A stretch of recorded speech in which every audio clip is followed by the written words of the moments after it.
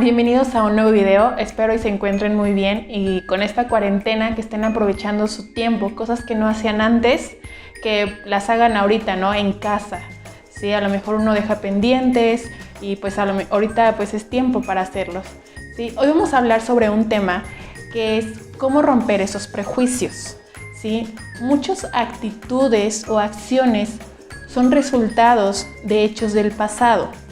Si yo te pregunto, ¿qué harías para demostrar tu existencia? ¿Qué harías? Bueno, a lo mejor dirías, te enseño mis fotografías, te enseño mis pertenencias, mi ropa, mi cuarto, de que pues alguien habita ahí, ¿no? Te puedo contar mi vida, te puedo contar anécdotas, te puedo contar recuerdos, ¿sí? Me demostrarías que tu vida no está hecha en 5 minutos, que tienes una historia de vida. Sí, pero si yo te digo que tus recuerdos son una suposición o son fantasías, tú me dirías, no, claro que son recuerdos, yo los viví, los experimenté. Pero sin embargo, la memoria, bueno, aquí más bien la mente es muy poderosa y sabe manipular y fantasear. Si en un momento tú viviste ese recuerdo y se lo cuentas a otra persona, va a ser manipulado. Y después en 3 años lo vuelves a contar, vuelve a ser manipulado. Y luego lo cuentas. Ahora es manipulado a partir de tu conveniencia, ¿sí? Ahora leí en un libro en donde la memoria y el orgullo se estaban peleando. Porque la memoria decía, no, es que así fueron las cosas, tal cual y como yo te digo. Y el orgullo decía, no, así no fueron las cosas. Entonces, en eso se miran los dos. Y la memoria dice, ok, tú ganas, ¿no?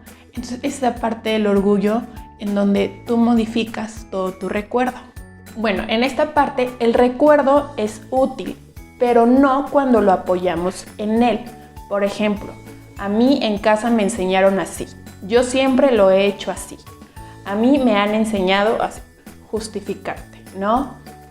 Ejemplos sencillos. Era una pareja, estaban ya casados y la esposa le dice, voy a rostizar un pavo bien rico, te voy a hacer una cena deliciosa, ¿no? Entonces el esposo encantado. Y en eso ya la esposa le sirve su pavo así enorme, ¿no? Se veía súper rico. Y lo empieza a probar el esposo. Y dice, está muy rico, está delicioso. Pero tengo una pregunta. ¿Por qué le cortaste las patitas? ¿No? Son esas patitas que están al lado, que están como jugosas, como grasositas, ¿no? Le dices, ¿por qué las cortaste si eso es lo que le da sabor al pavo? Y dice la esposa, es que así me lo enseñó mi mamá. Me ha dicho que así sabe más rico. Y el esposo se queda así como que, no, tengo que averiguar por qué le cortan las patas, ¿no? Y en eso la esposa le dice, pues si quieres vamos con mi mamá y pregúntale. Y vas a ver que te va a responder lo mismo que yo. Y el esposo, va, pues vamos a casa de tu mamá. Entonces ya llegan a casa de la mamá y le pregunta a la esposa, ¿no? Oye mamá, ¿tú cómo haces el pollo rostizado? Le dice, mira, pues yo le pongo que limón, que naranja para que sepa más rico y le corto las patitas, las 4 patitas y pues lo meto al horno y los dejo a cierta temperatura. Y la esposa voltea y le dice, ¿ya ves? ¿Ya viste? También mi mamá hace lo mismo, porque eso es un secreto de casa, ¿no? Cortarle las patitas para que sepa más rico. Y entonces el esposo dice, no. Yo tengo que saber por qué le cortan las patas. Necesito una explicación más clara, ¿no? Y en eso le dice la mamá de la esposa, ¿no? Pues si quieres vamos con mi mamá, ¿no? Para que ella te diga cuál es el secreto del pavo. Y la esposa, pues vamos, ¿no? Y ya va el esposo. Y en eso llegan a casa, en este caso de la abuela, de la esposa. Y le dicen la esposa, a ver, abuela, ¿tú cómo cocinas el pavo? No, pues yo le pongo naranja, le pongo limón, lo pongo a cierta temperatura, y le corto las 4 patitas. Y la mamá Y la esposa dice, ¿ya viste? ¿Ya viste que también mi abuela le corta las patitas? Y el esposo dice, no, pues sí. Dice, pero es que no entiendo, porque con las patitas sabe más rico el pavo, es más jugoso, son más grasositas, le da más sabor, no entiendo. Entonces en eso la abuela le dice, ya, mira, mijo, te voy a decir el secreto. Lo que pasa es que yo antes vivía en un departamento muy chiquito y tenía un horno muy chiquito. Entonces no me cabía el pavo. Entonces lo que yo tenía que hacer era cortarle las 4 patitas. Entonces ahí fue cuando se acabó el teatro, ¿no? La esposa, la mamá, ¿no? Vivieron engañadas. Porque realmente ese no era un secreto, sino simplemente en ese horno pues no cabía el pavo, entonces le tenían que cortar las patitas. Entonces cuando el esposo dijo que ya sé la respuesta de dónde viene todo esto, ¿no? Aquí nos damos cuenta que es cuando se siguen los patrones, ¿sí? Otro ejemplo más real es lo que me llega a mí en el consultorio. Me llegaba una mamá que decía, es que ya no sé cómo educar a mis hijos. A mí me enseñaron la educación siendo una persona golpeada. Me golpeaba mi mamá y mi papá y funcionó. Nunca fui drogadicta, nunca fui rebelde, fui muy buena persona. Entonces yo trato de educar a mis hijos de esa manera, pero veo que no funciona. Mis hijos están más distantes, realmente no me funciona y por eso vengo a terapia, ¿no?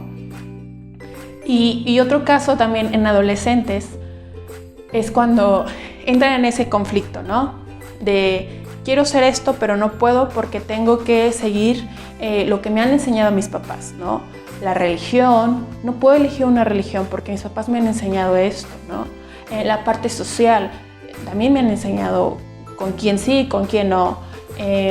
La cultura, las creencias, ¿no? Cuando el niño o el adolescente decide obedecer a sus papás, pues no aprende, ¿no? Hay una palabra que dice que el que obedece nunca se equivoca. Y eso sucede con los hijos, con los adolescentes que siguen mucho los patrones de los papás. Porque es ahí cuando uno utiliza mucho el por qué, ¿no? El por qué es muy útil. Sirve para dar explicaciones, para justificar, para esconder palabras, para no hacerse responsables de sus actos, para no vivir el ahora. El por qué sirve para eso, ¿sí? Sin embargo, no nos damos cuenta de la variedad del cuál, del cómo, del para qué, ¿sí? Que eso nos abre más el panorama. Entonces, nos es más fácil escondernos en el por qué, ¿sí? Poner esa barrera y decir, porque me lo enseñaron, porque yo así lo viví, porque, ¿sí? Porque siempre seguía a mis papás, ¿no? Y como decía, el que obedece nunca se equivoca. Bueno, aquí la pregunta es, ¿cómo puedo diferenciar el recuerdo útil y el recuerdo no útil? Bueno, aquí es importante diferenciar entre el prejuicio y la experiencia. ¿Qué es el prejuicio? El prejuicio psicológicamente es una actividad mental que nos permite tener una percepción distorsionada, ¿sí? También el prejuicio nos condiciona. También el prejuicio nos encierra en una misma, en que si es color rojo, es color rojo, ¿no? Y no te sacas o no te sales de ahí, ¿no? En este caso, en el ejemplo de la esposa y la mamá y la abuelita, era el pavo se corta en las 4 patas y así siempre va a ser, ¿no? Va a ser aprendido tras trascendencia, ¿no? Y la experiencia nos permite sentir, vivir el aquí y el ahora, nos permite tomar nuestras propias decisiones. En este caso, lo que pasaba con el esposo, ¿no? Dice, no, yo tengo que saber de dónde viene eso, por qué se cortan las patas. Yo tengo que tomar mi propia decisión y elegir si es bueno o no es bueno cortarle las 4 patas, ¿no? También lo de mi paciente que llega al consultorio y me dice, no me está funcionando cómo me educaron en casa.